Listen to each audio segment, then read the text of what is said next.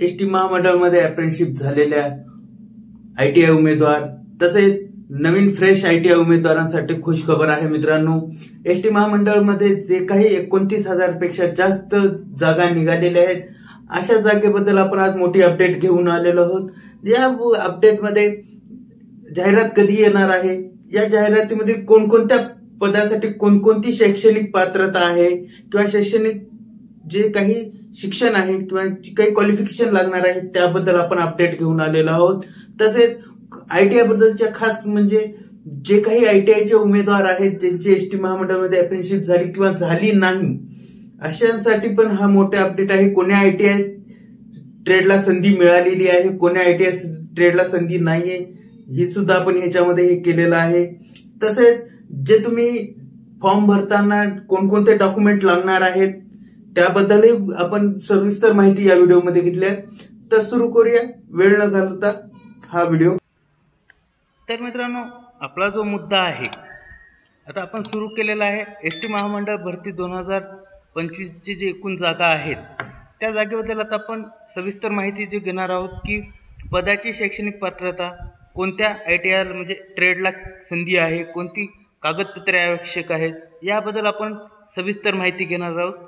तर जो आपला पहिला मुद्दा असा आहे की पदाची जी शैक्षणिक पात्रता आहे ती काय असणार आहे। तर मित्रांनो, आपण सुरुवातीपासून आपल्या आधीच्या व्हिडिओमध्ये पण आपण हे केलेलं आहे की वाहक तथा चालक कनिष्ठ, सहाय्यक कनिष्ठ आणि लिपिक कनिष्ठ या 3 पदासाठी असणार आहे। आता याच्यामध्ये जर आपण जो पहिला जो पद आहे त्या पदाचं जर वाहक तथा चालक कनिष्ठ म्हणजे कंडक्टर आणि ड्रायव्हर या 2 एकत्रित आहेत, त्यामुळं तुम्हाला कमीत कमी त्याला 10वी पास असणं गरजेचे आहे मित्रांनो। त्याच्यानंतर तुम्हाला मराठी भाषेचं ज्ञान असणं आवश्यक आहे, जे की तुम्हाला लिहिता वाचता येणं गरजेचे आहे। आता हा महत्त्वाचा मुद्दा आहे मित्रांनो की तुम्हाला वाहक तथा चालक पदासाठी जे प्रादेशिक परिवहन कार्यालय आहे म्हणजे RTO यांच्याकडे जे LMV किंवा PSV बॅच बिल्ला जे लायसन्स आहे आपल्याला गरजेचे आहे, परवाना लागतो जो की अवजड वाहन चालविण्याचा परवाना आपल्याला लागणार आहे। त्याच्यानंतर जो दुसरा मुद्दा आहे म्हणजे आपल्याला ड्रायव्हरसाठी लायसन्स सुद्धा लागणार आहे आणि बॅच बिल्ला पण आपल्याला लागणार आहे मित्रांनो। त्याच्यानंतर अनुभव, आता मित्रांनो तुम्हाला अनुभव असा आहे की सर्व प्रकारचे जे अवजड वाहन आहेत म्हणजे त्याच्यामध्ये आता मुख्यतः म्हणजे काय, ट्रक आला, प्रवासी बस आला, जे की डिझेलवर जे चालतात त्यांचा कमीत कमी तुम्हाला 3 वर्षाचा अनुभव पाहिजे, जो की विना अपघात असलेला पाहिजे। तर मित्रांनो, हा तुम्हाला जो याच्यामध्ये अजून एक मुद्दा लक्षात घ्या मित्रांनो, जो अनुभव आहे तो की सर्व प्रकारचे जे म्हणजे आपण जे वाहने चालवतो जे लायसन्स 3 वर्षाचा जो एक्सपिरियन्स मागितलेला आहे तो मुख्यतः तुमचा जो काही लायसन्स म्हणजे लायसन्स तुम्हाला जो भेटलेली तारीख आहे जी की तुम्हाला लायसन्सची तारीख त्याच्या पुढे तुम्हाला अनुभव ग्राह्य धरण्यात जाईल। म्हणजे तुम्हाला लायसन्स ज्या तारखेला इश्यू झालेला आहे मिळालेला आहे त्या तारखेच्या पुढे तुम्हाला 3 वर्षाचा अनुभव ग्राह्य धरण्यात येईल, त्याच्या आधीचा जो अनुभव असेल तो ग्राह्य धरला जाणार नाही, हा महत्त्वाचा मुद्दा आहे। त्याच्यानंतर जो पुढला आहे, आता जे वाहक तथा चालक आहे त्याला शारीरिक पात्रता याच्यामध्ये अट आहे मित्रांनो, जी पुरुषासाठी जी उंची आहे किंवा जी काही तुमची शारीरिक पात्रता आहे, उंची किमान 160 सेंटीमीटर असायला पाहिजे, म्हणजे कमीत कमी 160 आणि जास्तीत जास्त 180 सेंटीमीटर असली पाहिजे। त्याच्यानंतर जी डोळ्यांची दृष्टी आहे म्हणजे नजर आहे ती चष्म्याविना 6x6 असणे गरजेचे आहे मित्रांनो। त्याच्यानंतर तुम्हाला जर एखाद्या जर कॅन्डिडेटला रंगांधळेपणा किंवा रातांधळेपणा जर दोष असला तो अपात्र ठरणार आहे। आता दुसरा जो मुद्दा आहे की वयोमर्यादा म्हणजे या सगळ्या भरती प्रक्रियेला किती वय असणार आहे, तर मित्रांनो कमीत कमी 24 वर्ष आणि जास्तीत जास्त 38 वर्ष ह्याच्यामध्ये वयाची अट आहे. म्हणजे ह्याच्यामध्ये मित्रांनो जी काही कास्टनुसार जी शिथिलता असते, कोण्या कास्टला 5 वर्षाची सवलत, कोण्या कास्टला 3 वर्षाची, जी काही सवलत आहे ह्याच्यामध्ये इन्क्लूड आहे मित्रांनो, हे लक्षात घ्या. म्हणजे कमीत कमी 24 वर्ष गरजेचे आहे आणि जास्तीत जास्त किती 38 वर्ष मित्रांनो लागणार आहे.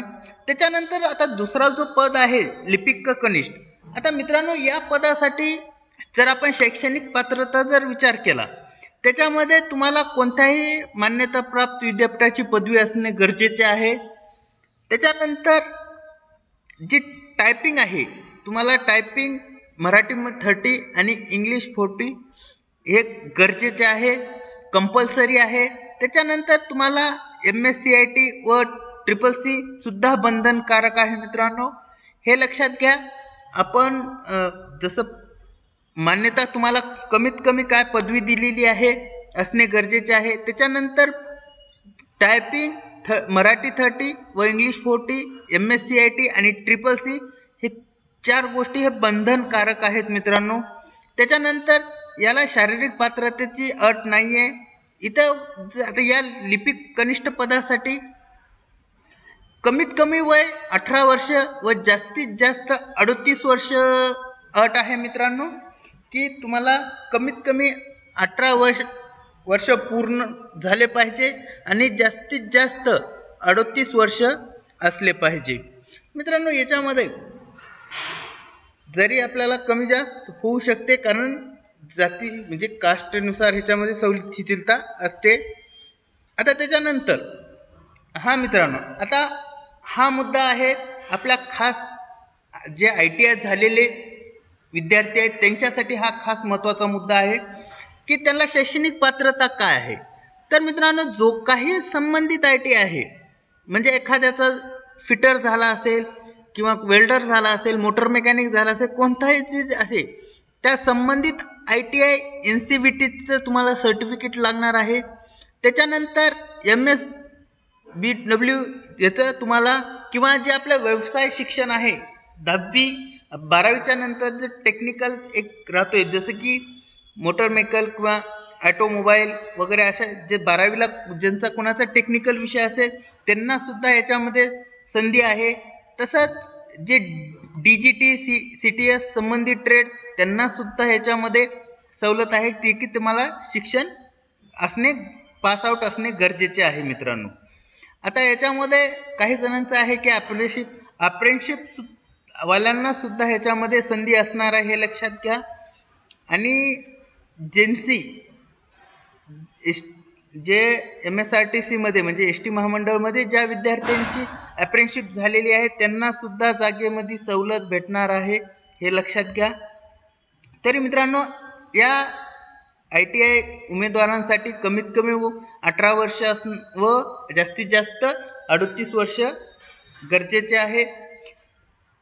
तर आता दुसरा जो मुद्दा होता की काही उमेदवारांचं असं मला कमेंट आले होते की आपण गेल्या व्हिडिओला टाकलो, सर नेमकं आपल्या ITI वर कोणकोणते ट्रेड असणार आहे. त्या संदर्भात आता मी सांगतोय की मित्रांनो ह्याच्यामध्ये काही आता जे ट्रेड आहेत ते लक्षात घ्या. आता व्यवसायाचे म्हणजे मोटर मेकॅनिक आणि डिझेल मेकॅनिक. आता त्याच्यामध्ये जे काही आपण ITI NCVT किंवा DGTचे जे काही ट्रेड आहेत, तर त्याच्यामध्ये किंवा आपलं जे सांगितलं होतं की 12वीला HSCला काही स्कीम असतात, टेक्निकल असतात, ते सुद्धा ह्याच्यामध्ये आहेत. तर आता समजा जे मोटर मेकॅनिक आणि डिझेल मेकॅनिक या पदासाठी कोणकोणते ट्रेड जे आहेत हे लक्षात घ्या. Automobile engineering, mechanic auto engineering, diesel mechanic, mechanic motor vehicle, auto engineering technology, auto engineering technician, mechanic motor, mechanic repair and maintenance of heavy vehicle आणि मेकॅनिक डिझेल. तर मित्रांनो हे जी काही ट्रेड आहेत तुम्हाला स्क्रीनवर दिसतच आहेत.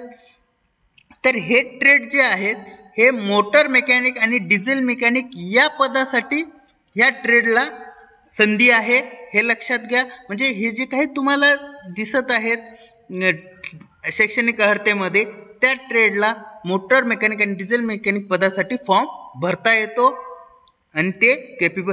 पण मित्रांनो आता ह्याच्यामध्ये आवश्यक म्हणजे अनुभव आणि इतर आवश्यक म्हणजे तुम्हाला या डिझेल मेकॅनिक आणि मोटर मेकॅनिक ट्रेडसाठी तुम्हाला जे LMV चालवण्याची लायसन्स आवश्यक आहे. कमीत कमी तुम्हाला जसं आपण हे सांगितलेलं आहे वाहक आणि तथा चालक या पदासाठी 3 वर्षाचा अनुभव 30 अट सुद्धा हे इथे लागू आहे मित्रांनो. त्याच्यानंतर जो दुसरा ट्रेड आहे शीट मेटल वर्कर. आता शीट मेटल वर्कर या पदासाठी कोणकोणते ट्रेड इलिजिबल आहेत किंवा संधी आहे मित्रांनो. Sheet metal worker, mechanical engineering, mechanical technician, mechanical technology, general fitter cum mechanic, motor body repairing, mechanic auto body repair fitter. आता हे जे काही ट्रेड आहेत तर या ट्रेडला संधी ही शीट मेटल वर्कर या पदासाठी आहे मित्रांनो. या सुद्धा पदासाठी हलके मोटर वाहन म्हणजे तुम्हाला लाईट मोटर व्हेकलचं लायसन असणे गरजेचे आहे मित्रांनो, हे लक्षात घ्या. त्याच्यानंतर ऑटो इलेक्ट्रिशियन. आता ऑटो इलेक्ट्रिशियन DC म्हणजे या पदासाठी कोणकोणते ट्रेड किंवा कोणकोणती शैक्षणिक अर्हता आहे.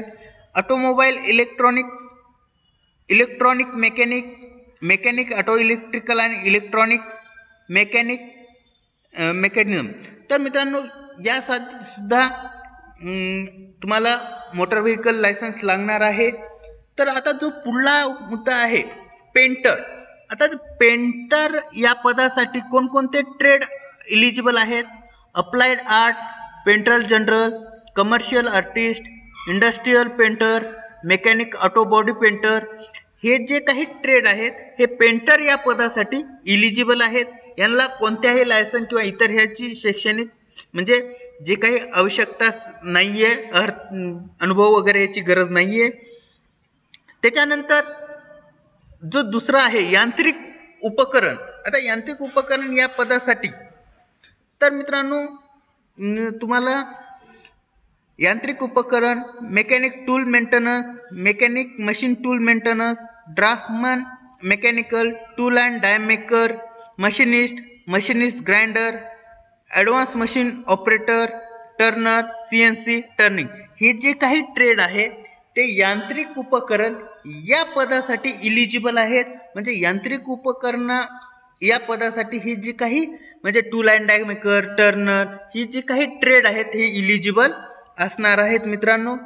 त्याच्यानंतर जो पुढलं पद आहे रेफ्रिजरेशन अँड एअर कंडिशन म्हणजे RAC ट्रेडसाठी मित्रांनो लक्षात घ्या. ज्या RAC पदासाठी मग आता कोणकोणतं ट्रेड इलिजिबल आहेत. Basic refrigeration and AC, mechanic refrigeration and air conditioner, industrial refrigeration and AC and refrigeration technician, mechanic air conditioner plant. जे काही हे ट्रेड आहेत ते RAC ट्रेडसाठी पदासाठी इलिजिबल आहेत. तो आता जो पुढला आहे आता हे लक्षात घ्या मित्रांनो black Smith welder, tin Smith welder. आता या पदासाठी कोणकोणते ट्रेड इलिजिबल आहेत किंवा त्या ट्रेडला संधी आहे मित्रांनो. Black Smith fabrication, fitting and welding, production and manufacturing, structure fabrication and repair technology, welding fabrication and automation, general welding testing and quality management, welding technology, welder gas and electric, welding technique, structure fabrication, welder, sheet metal welder. तर मित्रांनो यामध्ये तुम्हाला ही जी काही trade आहेत हे तुम्हाला या स्मिथ वेल्डर किंवा टिन स्मिथ वेल्डर या पदासाठी तुम्ही इलिजिबल असणार आहात. तर मित्रांनो याच्यामध्ये या ट्रेडमध्ये अजून वाढ होणार आहे कारण याच्यामध्ये तुम्हाला सर्व काही अनुभव म्हणजे याच्यामध्ये तुम्हाला ट्रेडची अजून वाढ होणार आहे. काही मला मित्रांचे आले की सर ट्रॅक्टर मेकॅनिक, इलेक्ट्रिशियन यांना सुद्धा संधी भेटणार आहे कारण आता इलेक्ट्रिशियन वगैरे हे जे आता इलेक्ट्रिक व्हेकल इलेक्ट्रिक जे बसेस आहेत त्यांच्यासाठी आता गरजेचे आहेत. त्याच्यामुळे यामध्ये पदाची अजून ॲड होणार आहेत हे लक्षात घ्या मित्रांनो. आता याच्यामध्ये आता शेवटचा मुद्दा आहे की या सर्व पदांसाठी कोणकोणते आवश्यक कागदपत्र आहेत जे की तुम्हाला फॉर्म भरते वेळेस किंवा तुम्हाला डॉक्युमेंट व्हेरिफिकेशन ह्याच्यासाठी अडचण येणार नाही. तर मित्रांनो पहिला आहे SSC HSC प्रमाणपत्र व मार्कशीट. त्याच्यानंतर ITI प्रमाणपत्र, जे काही ITI फॉर्म भरणार आहेत त्यांना ITI प्रमाणपत्र लागेल. त्याच्यानंतर RTO जे लायसन्स आहे, RTOनं जे तुम्हाला LVMचं लायसन्स आहे किंवा बॅच बिल आहे तो सुद्धा लागणार आहे. ITIच्या काही पदांसाठी सुद्धा लागणार आहे आणि वाहन चालवण्याला तर कंपल्सरी लागणार आहे मित्रांनो. त्याच्यानंतर अनुभव प्रमाणपत्र जे की आपल्याला वाहन तथा चालक या पदासाठी गरजेचे आहे. त्याच्यानंतर जात प्रमाणपत्र नॉन क्रिमिलियर ज्यांना लागू असेल त्या सर्व ह्यांना. रहिवासी म्हणजे तुम्हाला डोमासिल नॅशनॅलिटी तुम्हाला गरजेची आहे. जे काही उमेदवार हँडिकॅप्ड आहेत त्या हँडिकॅप्ड उमेदवारांना सुद्धा प्रमाणपत्राची गरज असते मित्रांनो. तर मित्रांनो तुम्हाला हा व्हिडिओ कसा वाटला कमेंटद्वारे नक्की कळवा. याबाबत काही जर अपडेट असेल तर आपण अवश्य घेऊन येऊ. धन्यवाद.